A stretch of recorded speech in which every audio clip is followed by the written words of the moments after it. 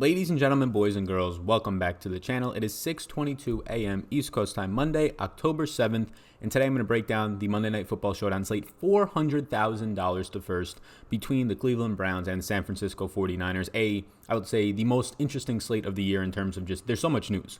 So what I want to do to unpack this one is just tell you all of the news, and then we'll get into what you're seeing over my shoulder is what I have considered a 30 or 29 players that are actually worth writing notes about for the most part. And then what I have down in here, which is a 10-person player pool as of right now.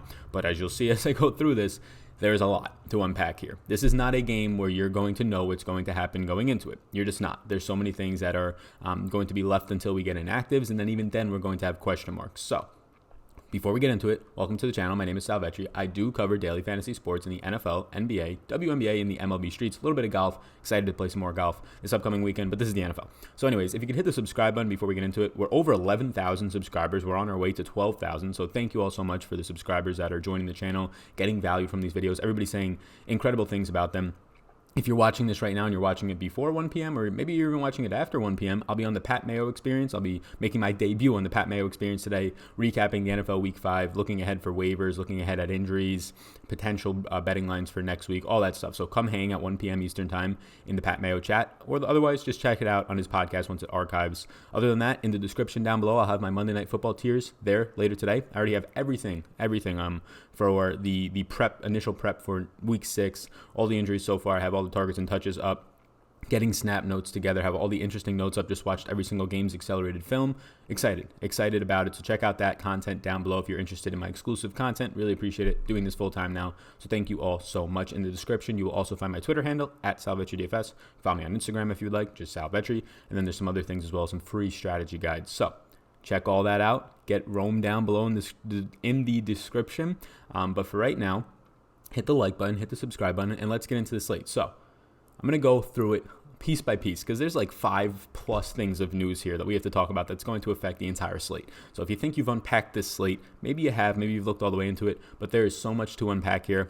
And these are some of the worst teams that you have to try and unpack, especially the 49ers, because not only do they rotate 3 running backs in their backfield, they rotate 5 wide receivers. They don't have a true wide receiver one. Nobody's playing over 70% of the snaps of wide receiver, and they have 5 guys playing about 30% or more of the snaps. So it's disgusting to begin with, and now they're adding running backs into the mix, and now they're adding wide receivers into the mix on their own team, into this mess that is already the San Francisco 49ers snap counts and just who's on the field. So starting it off, we'll go with the San Francisco 49ers because, for the most part, that's where most of the news is going to be coming from. They signed Jordan Matthews. So Jordan Matthews, veteran wide receiver, came up with the Eagles, looked good for a little while. He played in the preseason with the 49ers, and he was not good. He got cut, right? So this is not a wide receiver that I'm too concerned about playing a ton, but he is going to get some snaps in the slot because they do fail to have a true slot wide receiver since Trent Taylor has gone down, and they're not going to have him, I believe, for the whole year. I don't know if he's going to be on the short-term IR, but Jordan Matthews at $600 is going to be in play today in terms of probably seeing snaps. They signed him early enough to the point where I think he dresses up in this game. So your slot wide receivers right now have been like a mix of Richie James, who is they want to keep on special teams more so than not, and then Kendrick Bourne.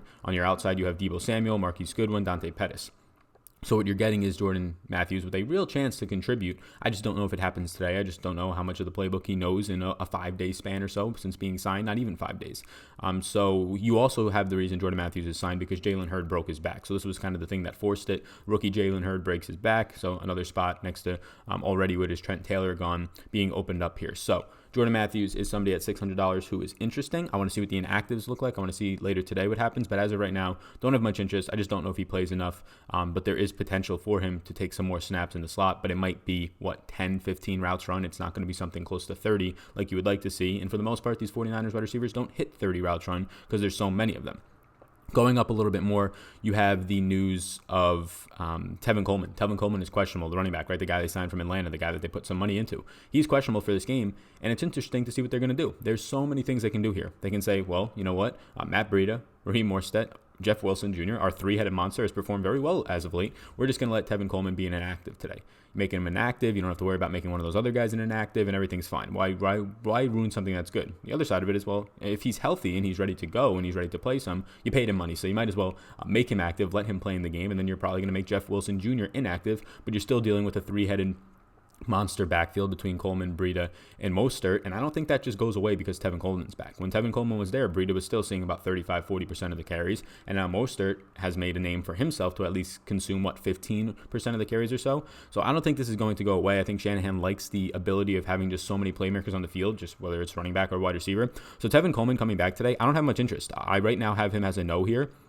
Tevin Coleman doesn't warrant any interest from me at $5,600. Look, he's questionable to begin with, but he's expected to be healthy. I think he logged a practice, but there's still 3 other running backs. Even if he is active in this game, there's still going to be 2 other running backs. I don't just expect it to become the Tevin Coleman show because it never was when he was healthy for the limited time so far this season.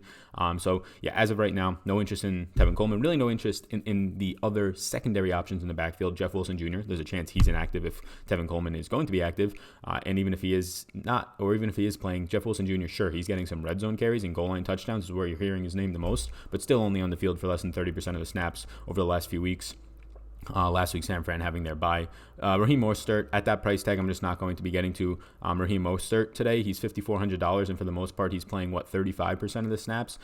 Or 35 to 40% of the snaps. You have Matt Breida being the main running back here, getting the most work. The one game that he doesn't, it's a blowout where Matt Breida doesn't really touch the ball in the second half, and they give more touches to Jeff Wilson in garbage time. We've seen that a couple of times now. So if I'm going to be paying up for a San Francisco running back today, it would be Matt Breida, who he, in his own right, is probably too expensive for the workload that he gets, but at least he's having enough opportunities for me to justify it, whereas Jeff Wilson Jr., no, might not even play. Mostert, at that price tag, I'd like to see it probably $1,000 cheaper than a $5,400 tag, especially for Jeff Wilson at $5,200. He's been very touchdown dependent right now, not playing as many snaps as Mostert. So that is the backfield for this team.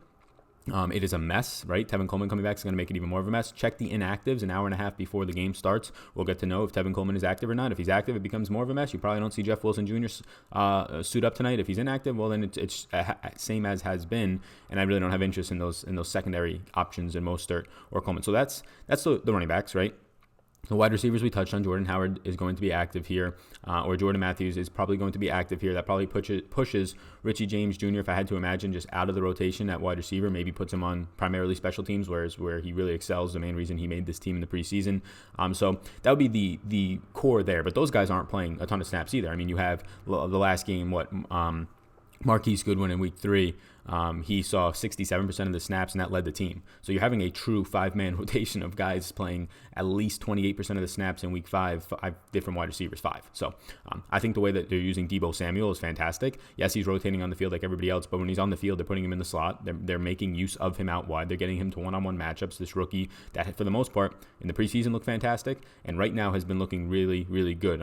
I would consider Deebo Samuel their number 1 wide receiver. Obviously, you have Dante Pettis out there. You have Marquise Goodwin, who Pettis getting a lot of bad rep from his coach so far this year, but slowly increasing snaps.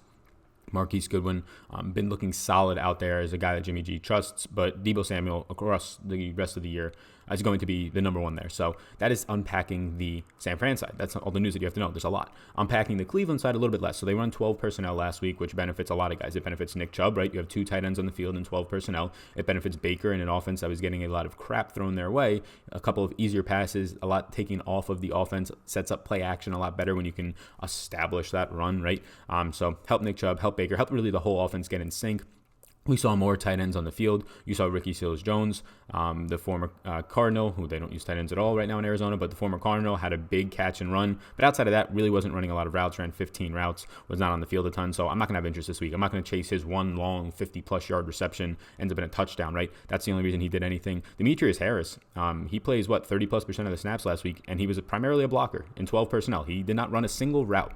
Not one route, according to Pro Football Focus. So, no interest in Demetrius Harris. Pharaoh Brown, another tight end who was on the field because they ran a lot more 12 personnel, only ran 7 routes last week. It was likely matchup related for the reasons why he stepped on the field more. So, if I had to guess, Ricky Seals-Jones moving forward is probably the primary pass catching tight end. But Demetrius Harris is the better pass blocker for sure. Ricky Seals-Jones not really known for his pass or his run blocking abilities. So you're still going to see Harris stay on the field a ton. I don't think you see as much Pharaoh Brown, the tight end, because they just ran a lot more 12 personnel. So they always had 2 tight ends on the field last week for the majority of that game. So that's what you're seeing from their side in terms of where they were last week. At wide receiver, some more news coming out. So Antonio Callaway is off suspension. Antonio Callaway being off suspension is going to hurt Damian Ratley. It's going to hurt Rashard Higgins even if he's back. So Damian Ratley is going to get pushed down to the wide receiver 5 on this depth chart. Rashard Higgins probably pushed down to the wide receiver 4, albeit though he can probably be a primary backup to Jarvis Landry in the slot. And then you're going to have Antonio Callaway, who right now they're saying is probably going to be on a snap count tonight. So here's even more frustration. Probably going to have a snap count for Damian or Antonio Callaway tonight. They said he came into preseason out of shape and everything. Then he hurts his ankle or he gets suspended. So whatever it was, he did not look good coming into the preseason. Head coach Freddie Kitchens pretty much says that, yeah, he is not fully conditioned yet. Not that he's out of shape. He's just not up to game speed, which I think he's just out of shape. But yeah, coming off of this, he's going to be on limited snaps. So that's probably going to help Rashard Higgins as long as he is healthy. Higgins practiced full on Friday or Saturday, so I expect him to be fine. So I don't have interest in Callaway today. I think moving forward, he's an interesting waiver wire pickup in this offense if it can get going. But 6,200 for a guy potentially only going to play, 50% of the snaps, if not less, because he's the wide receiver 3, so maybe he only plays 30% of the snaps tonight. You get the other 20 to 30% split up between Higgins and Ratley. It's just a disgusting mess. So I don't want Ratley, the wide receiver 5 now. I don't want Higgins, the wide receiver 4 now. And I don't want a limited Callaway. It's just a mess there. There's not much to like. So that's all the news. You can obviously see that there's so much news and a lot of stuff that's going to be dependent on inactives, right? What's happening? Do they mark probably guys further down, like a Tywan Taylor is probably going to end up being inactive now that Antonio Callaway or Rashard Higgins comes back. Do they mark Damian Ratley potentially inactive as a wide receiver 5? I'm not sure.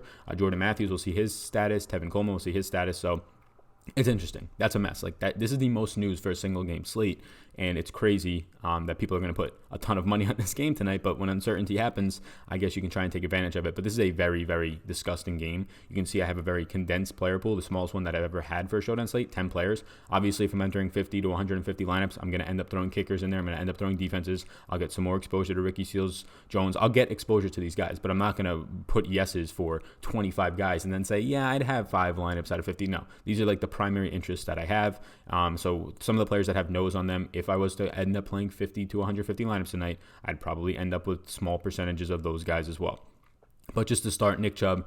So he's a road underdog here, which is scary, but we saw him take on more pass-catching responsibilities. Last week in their blowout, he didn't see as many snaps, or 2 weeks ago. Yeah, last week in their blowout, he didn't see as many snaps because it was a blowout. Didn't really get to play much of the fourth quarter. We saw Dontrell Hilliard, the backup, come in and take a lot of work off of his shoulders, but he dominated last week in 12 personnel. So if it stays in 12 personnel because they had success, I think that was matchup-related against a scary Baltimore front, although an injured Baltimore front for that game, and even an injured secondary. But if we do get more 12 personnel, it's obviously going to help Nick Chubb the most.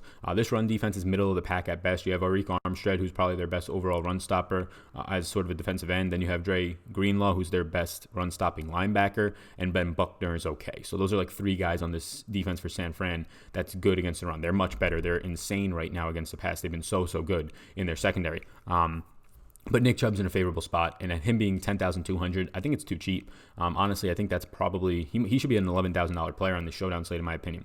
Jimmy G, he's going to be coming in here as a small home favorite, which for quarterbacks, you'd rather get a home underdog, right? It forces them to throw a little bit more. They're home, so they're comfortable. Historically, that's better. But he's going to get to face a secondary that, for again, I think the 4th straight week now is looking like it's going to have Greedy Williams and Denzel Ward expected to miss. Or this is the 3rd straight week, I believe. So small home favorite with their top 2 cornerbacks out. They'll have Demarius Randall out there acting as the de facto number 1. Demarius Randall, look, here's the thing. He's not really going to have to guard a crazy good wide receiver, but the benefit for Jimmy Garoppolo, and it doesn't help us fantasy people, but for rostering Jimmy G, he has a ton of talent out there. Not only in the backfield, but Debo is talent. Dante Pettis is still talented. People want to kind of, the rise of Dante Pettis last year was incredible. Now trying to say that he's falling so far down, I don't know what's happening with him and the coach, but his snaps are coming back up. We know Marquise Goodwin has Olympic speed. And then they have other players out there in terms of Kendrick Bourne, the guys in the backfield, obviously George Kittle, not even saying him. So there's so much talent around Jimmy G, and now you're going to get to play a beat-up secondary for the Browns that held up pretty well last week against Lamar Jackson, but a week where they took away Marquise Brown. And if you take away Marquise Brown against the Ravens, we saw it this past week, they pretty much can't do anything on that team in terms of in the air, but that's not the case with San Fran. You can't just take away one player. You could try and take away Kittle in the middle of the field. You're going to leave a lot of one-on-one matchups on the outside, though, for talented young guys at the wide receiver position. So I really like Jimmy G, the way that his offense sets up against this injured Cleveland defense.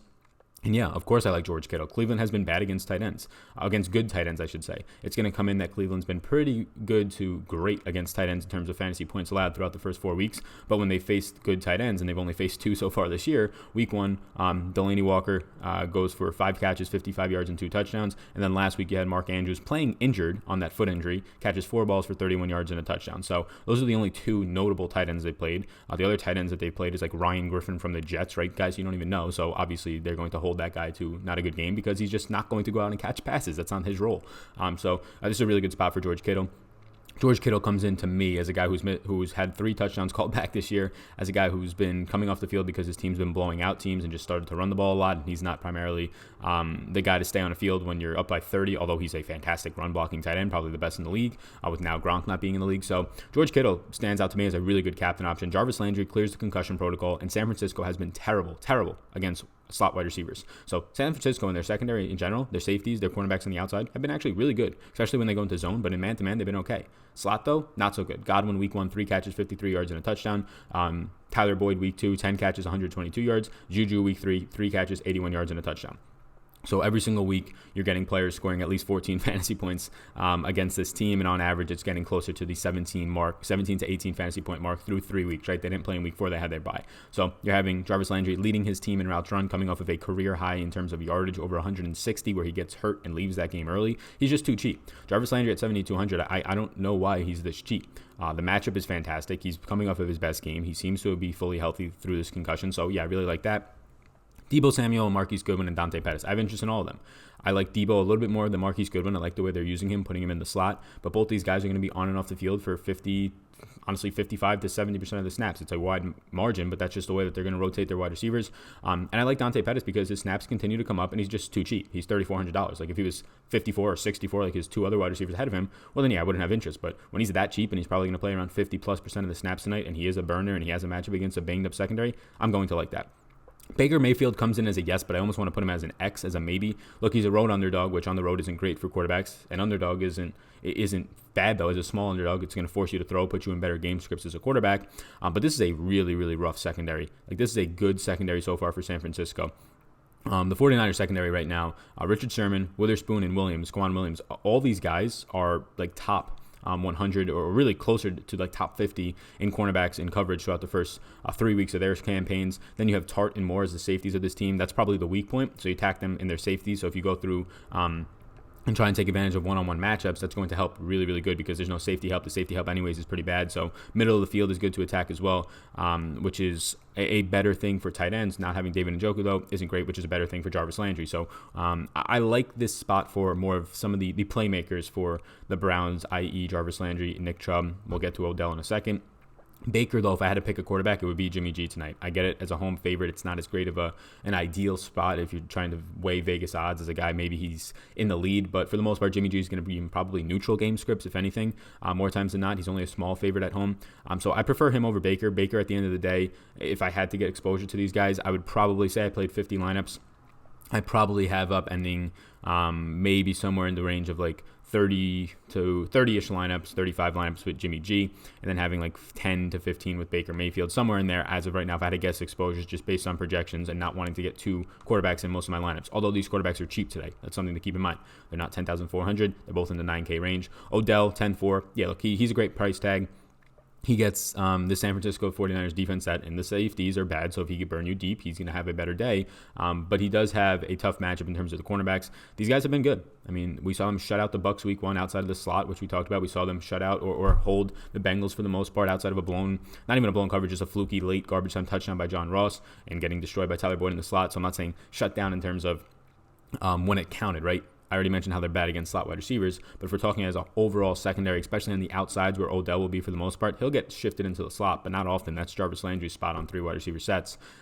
It's been pretty good. It's been, I would say, better than good on the outside, but some of it's a little bit inflated. You had Jameis's bad day week 1. You had Mason Rudolph week 3. And then, you have Andy Dalton week 2. So I think Andy Dalton is a better, good quarterback, especially now that he has, or it seemed at least that last game, the line held up and he saw and looked good in the second half. But for the most part, This secondary has held up pretty strong. So Odell, the only reason he's not a yes is it's just a pricing thing. Like if I want to get to Odell or Nick Chubb, I'm probably going to choose Nick Chubb here because I just like Jarvis Landry that much and I like George Kittle that much tonight. So when I'm paying for a $9,000 player, $7,200 player, and Nick Chubb more times than Odell at 10-2, I just can't fit Odell, especially when I'm factoring in that I'm going to get to one quarterback in pretty much every single one of my lineups. So tough to get to Odell. Matt Breida is like a play. Like, look, at 6,800, I'd rather get to the wide receivers Debo, Marquise Goodwin. I'd much rather get to Jarvis Landry without a doubt for $400 more. So in that price range, there's not much that I like. But if you're just trying to get exposure to that backfield, I'm just trying to tell you that Matt Breida would be the one. So, yeah, I mean, there's a lot of yeses on here. It's a condensed player pool. I feel good about the player pool. I'm not trying to get cute tonight. I'm not trying to play Farrell Brown, who's going to run 5 routes tonight, if that. I'm not trying to play Demetrius Harris after he didn't run a single route. If you're not running routes, you can't catch the football. Last week in 12 personnel.